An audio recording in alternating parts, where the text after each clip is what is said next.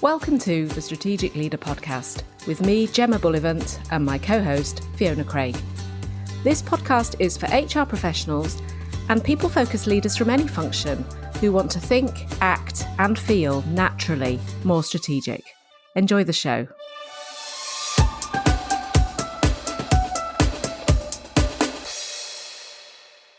Hi everyone and welcome back. We have a slight change to our normal proceedings in this episode. Fiona's taking a really short break.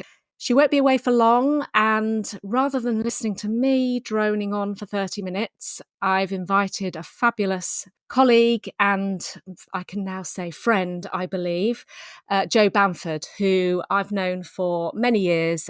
Hi Gemma, it's so nice to be here. Thank you so much for inviting me to get involved. Very with you on this. very welcome. I'm so looking forward to this, and it's going to.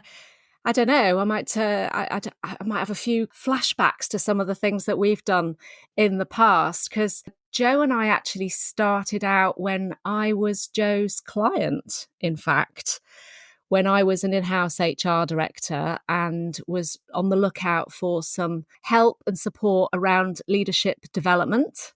I was fortunate enough to come across Jo in that particular exercise, and we did some amazing work together and struck up a very strong working relationship that has lasted the test of time, hasn't it? Absolutely. I mean, it was a fantastic project with really fantastic outcomes, but certainly there was some fun alongside the work that we were doing together, hence the friends. We definitely had a friend connection as well as a colleague and professional one, which was just so lovely.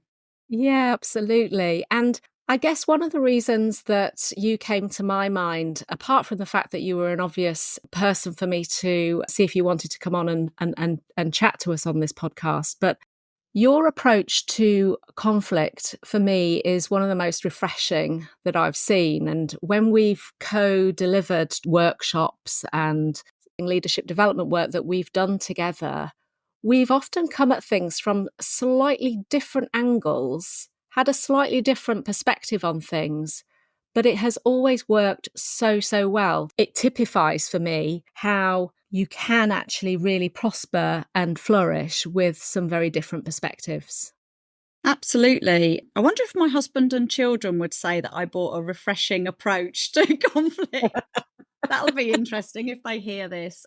I've learned a lot in this space. I've dealt a lot in this space with clients and particularly with teams that I've worked with. It's often been a subject that's been at the heart of what we need to work on. And a refreshing and a positive approach, I think, leads to such incredible outcomes that most people, when the word conflict crops up, don't actually think of. And I think that's going to be the real power of this conversation that we can chat together about, but share so beautifully, hopefully, with everybody listening. Yes. Tell us a little bit about where you come from in this space. My background is as an occupational psychologist fundamentally. I guess that's how I come at things. So understanding how people tick, understanding how teams tick, and understanding what organizations require and need for them to be successful. I actually learned a lot from you because as my client all of those years ago, and I dread to put a number on how long we've known each other, but it's a long time, you helped me to really transition into the practical space where occupational psychology as a theory, a practice, an academia, research, etc., could be applied with real pragmatism and in a really kind of solid way to help people, teams and organizations move forward. And actually the strapline of my business is maximizing potential, and it's been my strapline for a number of years, and I still believe wholeheartedly that it's the right one. In conflict management, conflict avoidance, dealing with conflict, we can help people and the teams that they work within and the organization that they work for to achieve their potential. And you've helped me to really think practically, pragmatically, and realistically about that, whilst in the background, my research, academia, and various theories kind of pop up. So that's where I think you and I have those different differences of opinion sometimes, but the beauty lies in the application of psychology. So yeah, we certainly make a good pair, I think. Yeah, I agree. And we also bring a different energy to the room, don't we? We've commented on this before, where if we've co-facilitated something, I think there's a very different kind of energy that Jo brings into a room, to the extent, I don't know if you know this, Jo, but to the extent that sometimes when I'm working on my own with a group of people and I notice that the energy in the room needs to shift a little bit, I take myself off in the break and kind of ask myself, how can I channel a bit of Jo into this next part of the session? How can I bring a bit of Jo energy into this room without actually her being here? It's funny because you've actually never shared that with me before, and I've probably never shared back with you that there are times in my sessions that I'm like hashtag be more Gemma, which is sometimes calming it down, getting very practical, getting very action focused with what we're going to do. I can sometimes either go on a tangent, bring some energy of laughter, humor, giddiness, or just some fun to the scene. And sometimes we just actually need to get on and do the work. So whilst you're thinking, how can I be more Jo? When I'm on my own, I'm often thinking, right, what would Jem say if she was here? A fly on the wall in my session. So but that difference really feeds into today's topic, because those differences could potentially conflict with each other if Mm, we didn't have an alignment and an agreement that we are actually looking for that difference to provide what the team needs or the group mm, needs that we're mm, facilitating and working with. I think if we hadn't got that alignment or didn't have the mindset or recognition that that was going to work, we could potentially get ourselves in trouble there, and conflict could mm. potentially arise. So I think the way we deal with it in a very in the moment and open-minded way is a good lesson for some of today's Yeah, conversation, I think. yeah. So shall we tackle that word conflict? Shall we get our arms around the word conflict and start to really identify what it is that we mean by conflict? Because then we can add to that what conflict avoidance is. So if I kick off, I think that conflict is it's quite a loaded word, because it immediately sends us into the war zone. It sends us into something a little aggressive, a bit Fight Club.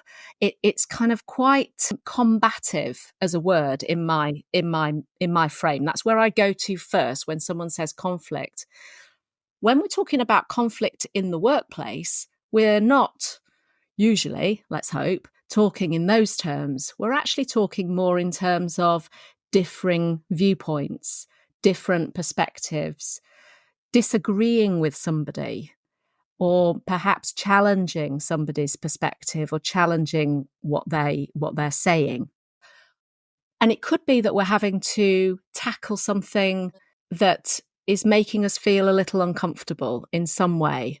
That's conflict, where we're talking about this in terms of the workplace. That's what's in my mind. Tell me a bit more about what your perspective is of conflict.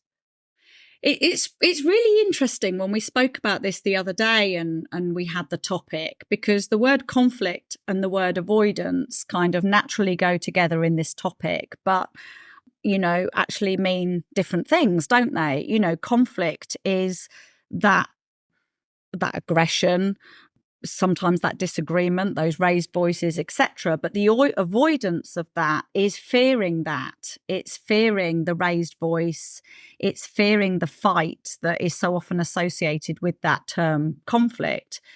And for me, it's also, the word conflict is associated with emotion and feeling, and thinking about when we're in a conflict situation, sometimes our emotions are escalating, and our heart is racing, our blood pressure feels like it's boiling. We might get emotional, and we might see, I mean, you use the word, we don't fight at work, but we might shout or raise a voice or hear a slammed door or something like that.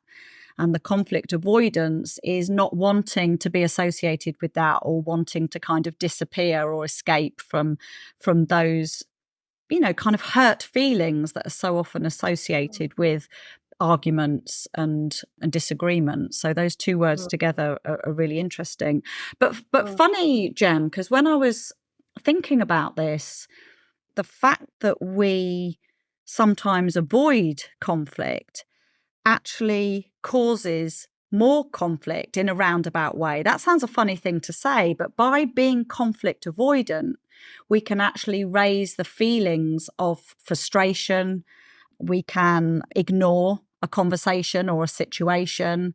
We can disappear from a scene, maybe by leaving a room or using language that then frustrates somebody else. So sometimes being a conflict avoidant individual, we can actually cause, without realizing, a sense of frustration, annoyance, or something in what we leave. It can, absolutely. I agree. Kicking it into the long grass and hoping it goes away rarely does it? It just causes more issues rather than less. And I think that the other thing I think we need to just acknowledge a little bit is that generally speaking, conflict avoidance comes from a very well-intended place.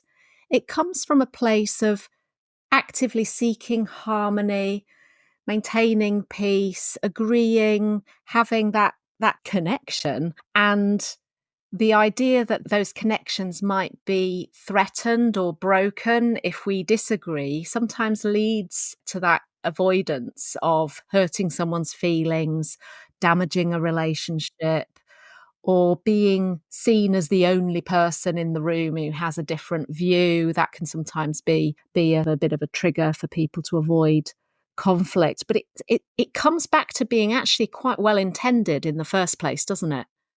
Oh, it does, absolutely. So many people that I work with and talk to don't like conflict.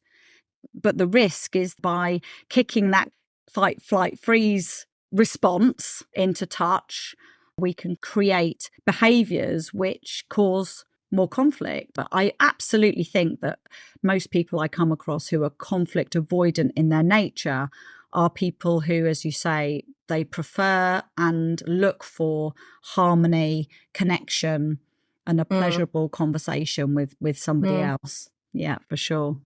I mean, I think I'm fairly conflict avoidant. If I was to do a bit of an honest self-assessment, I would probably put myself further towards that side of a diagram than the other. I've learnt to be less fearful of disagreement.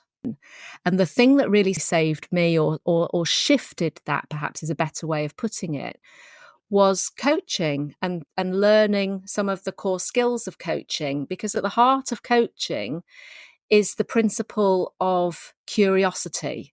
It's the principle of being really interested in somebody's perspective. You don't come to that relationship, that coaching relationship, with your own stuff. You come to it in service of the person that is being coached, and learning key methods about being actively curious, I think has really helped to dial back that fear of conflict that we're talking about.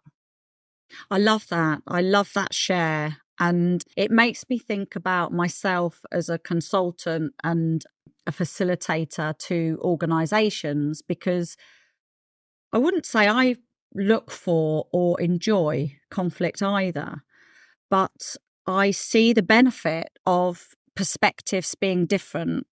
And if we go back to the strapline maximizing potential, we can often really achieve a greater potential by looking at differences and alternatives and exploring different ways of achieving something. Mm, And I see my role with my clients as being one which is there to push and stretch and challenge kindly, actually. mm, So the word kind is really important for me, but to challenge and question some of the perspective or situation that's going on within a team or an organization in order to improve it and to make it better. So that mm, kind of refreshing approach to conflict that you referred to earlier, which we'll touch on a little bit more later, is about me giving myself the permission to challenge kindly, thoughtfully, but also intentionally what's going on for an individual or within a team particularly, to enable those different perspectives to be discussed and talked about so that we get a better outcome at the end. And I think that's the perspective that gives me the okay, the thumbs up on conflict being a healthy and a good thing if it's managed well and it's understood and done with intention. Yeah. And I think your approach to conflict, my impression of your approach to conflict is that it is a refreshing and actively curious approach. And it might be something that you've honed and learned and intentionally added or boosted into your toolkit. If it doesn't feel like it's necessarily that natural to you, it certainly appears natural to me. I'm thinking about a leadership workshop that we co-facilitated a few years ago, where a very key member of that group disagreed with something that you said, and quite vocally disagreed in the room. And most of the time our instinct is to try to either reason or seek a bit of harmony, get ourselves back to a place of agreement quite quickly. And your instinct, or very quick response, if it wasn't an instinct, it was a very quick response in the moment, in a very genuine and authentic way, was, I love that you disagree. I love that you actually have a different opinion. Let's explore it. And the positivity in which you invited more from that person in the room that most of us would have shied away from, I would say, actually enabled us to explore the different points of view. It sticks in my mind as a really good role modeling example of managing conflict in a very productive way. Yeah, everyone who's listening obviously can't see me really nodding in agreement and smiling, because I remember that example, very clearly. And actually, it was a very authentic response, which is I I actually really enjoy somebody having a different perspective to me. I really welcome that. And I think in my younger years, I would be quite quick with either agreeing with them for the sake of avoiding the conflict, although I think most people around me would say that wasn't my natural tendency, or I would be quite speedy and quick to have a little kind of fight back and share my opinion. And now what I really enjoy doing is I really enjoy sharing the differences of opinion and putting those on the table to explore. And you used the word curious, to be curious about, so that different perspectives, different perceptions, different feelings associated with whatever we're having the conversation about can be explored. And then an even better decision can be made with the beauty of everybody's perspective. So by saying, I love that you disagree with my point, because I'd like to explore why and learn from that, and maybe you learn from that and we get to a different place, is a really kind and nice way of acknowledging that there's a difference of opinion, but that both opinions are rightfully due a place on the table and worth talking about and deserve the respect and time for discussion. And sometimes conflict avoidance comes with power, and it comes with people not wanting to say that they disagree, for example, with a boss or somebody more senior in a room. I'm coaching someone at the moment, you remind me of, that tends to go quite quiet if their boss or a senior person says something that they disagree with. They feel a real sense that they're losing control of the decision that was being discussed in the room. They also have a huge respect for seniority, this particular individual I'm thinking of. So they don't want to be disrespectful or undermine somebody. And maybe because of some past experience that they've shared with me, they don't particularly feel safe or comfortable raising that difference of opinion. But what they're missing out on is the beauty of this coachee's perspective. This person is not putting their opinion on the table. They're allowing somebody else to make decisions for them because they're avoiding the conflict. And yet this person is hugely experienced as a leader, is vastly respected in their business, and deserves to have their opinion discussed alongside their leaders. So sharing that approach of, that's a really interesting perspective. It's different to mine. Let's discuss that. Let's look at that.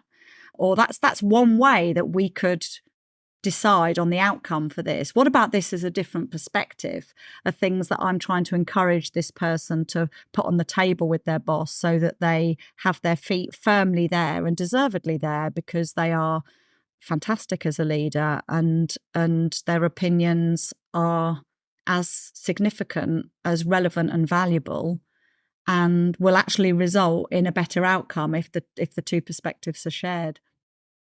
Yeah, that's really insightful. I can think about quite a few examples of people that I've worked with over the years that have that similar challenge. I've got a bit of a pet theory about some of these things. And one pet theory I've got, which applies to lots of things, is this tendency to think in very binary terms, and conflict naturally lends itself to two sides to an argument. There's one person's perspective and there's another person's perspective. But you've said quite a few times, you've alluded to the fact that there might be a third outcome that in some way is informed by both perspectives. And I think that's quite a nice way of helping us, giving ourselves the permission to have a different mindset and have a different approach to conflict, in the sense that it's not necessarily about winning an argument. It's not necessarily about convincing the other person that they're wrong and you're right. It could be that it's getting the best of both into a better outcome than either of you had come up with.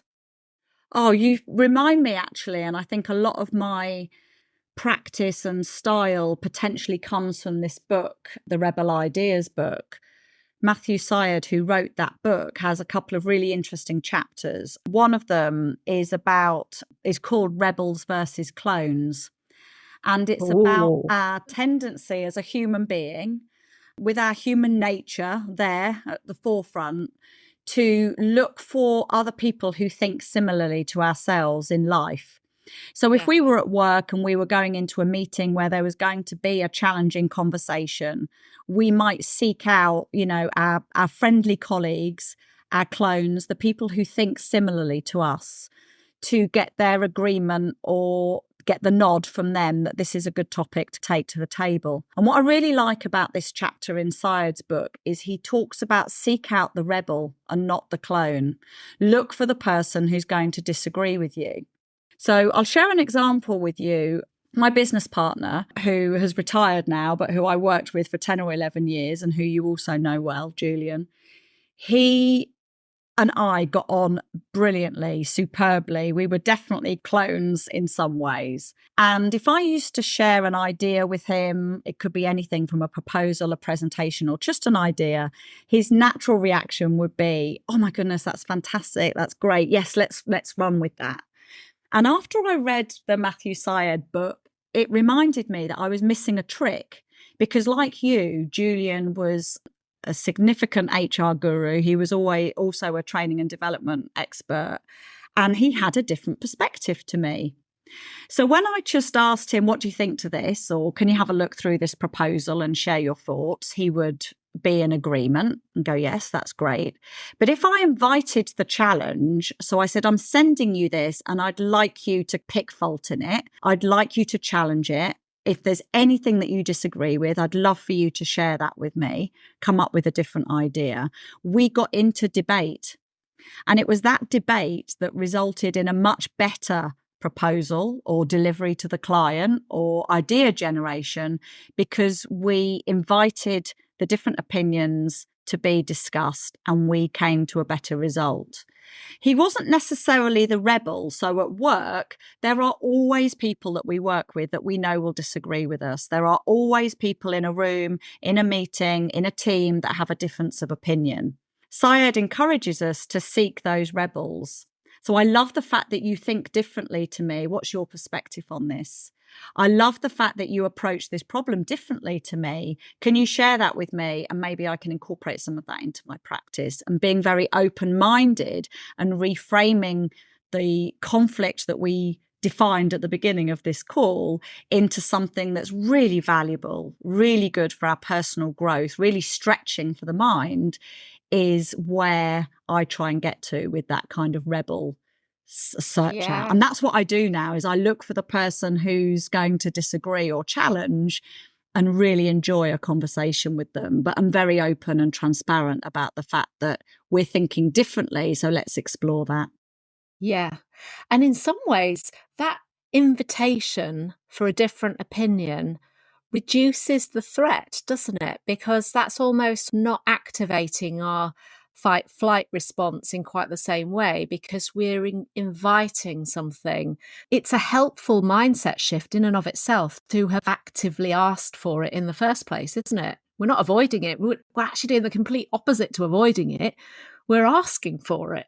Absolutely. Absolutely. I mean, this is what Syed talks about. He says, let's not be the echo chamber and seek agreement.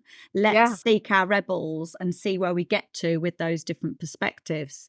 And you remind me of something that I must share, but I'm sure is a topic for another day, which is the whole subject of psychological safety, which you and I love. There's a bit about me as a psychologist that loathes a bit of the term psychological safety, but the principle in that, of course, is that by creating that sense of belonging and sense of learning, we get to a position where we can collaborate and deal with challenge. And those Mm. are the classic steps of a psychologically safe organization, which, as I say, is probably a whole topic for another day. Yeah, no, I was thinking about psychological safety as well, and you're absolutely right. It's a whole topic in and of itself. But the example of inviting challenge made me think of the example Amy Edmondson talks about in terms of the Pixar CEO. So, Mm. one of the examples of an organization that gets psychological safety right is Pixar, the, Toy Story people. And the CEO actively asks the people in Pixar, the employees, to chuck stones at the latest thing before it goes near the box office. And the basis of that is, he says, I want to know about it now. I don't want to know about it at the box office. And so he's actively asking for criticism, he's actively asking for critique.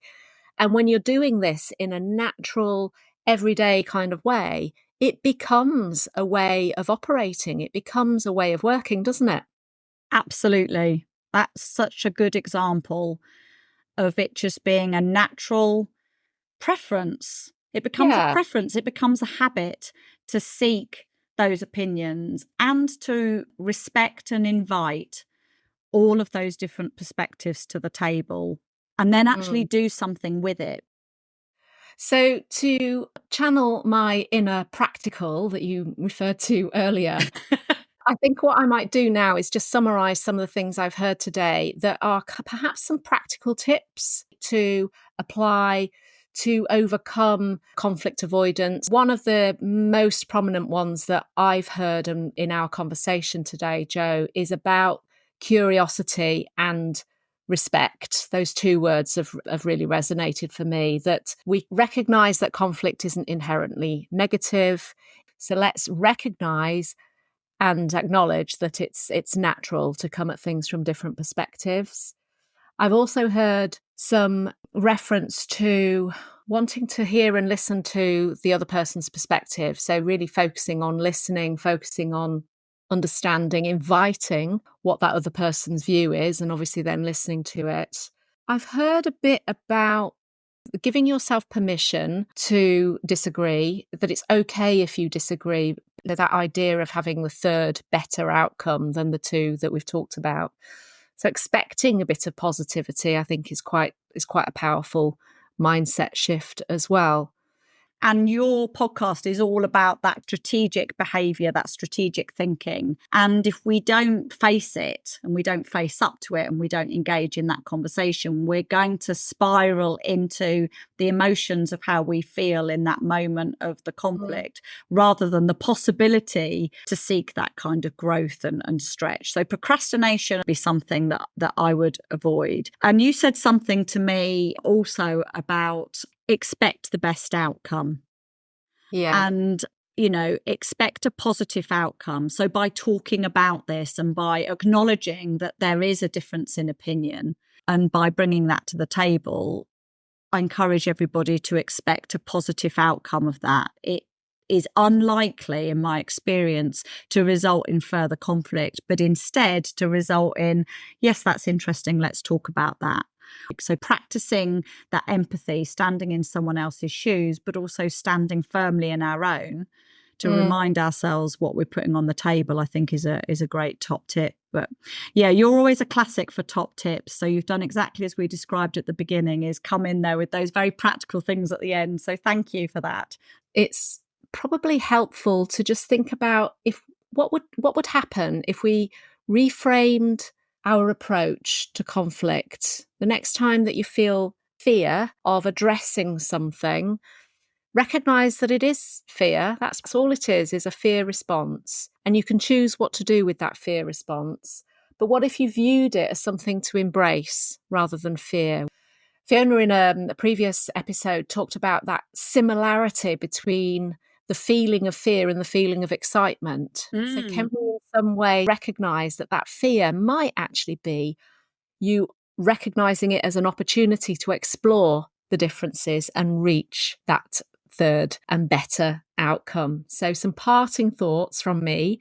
Thank you, Jo, for a really interesting conversation. Absolute pleasure. I've thoroughly enjoyed the conversation. My brain is absolutely buzzing with all sorts of things that we could continue to share. And I'm honoured, and it's been a pleasure to talk about such a good topic with you today. So thank you.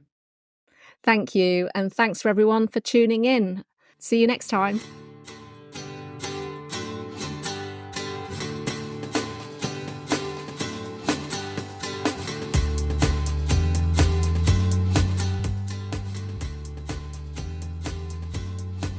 Thank you for listening to this episode of The Strategic Leader. If you liked the episode, please subscribe to access more of our recordings. And if you think it'd be useful for someone else, please forward to them and leave a review. We base our content on questions we are regularly asked and what you want to know more about, so please do email us with any questions or comments to gemma@gemmabullivant.co.uk. And remember, you're already being more strategic than you realise.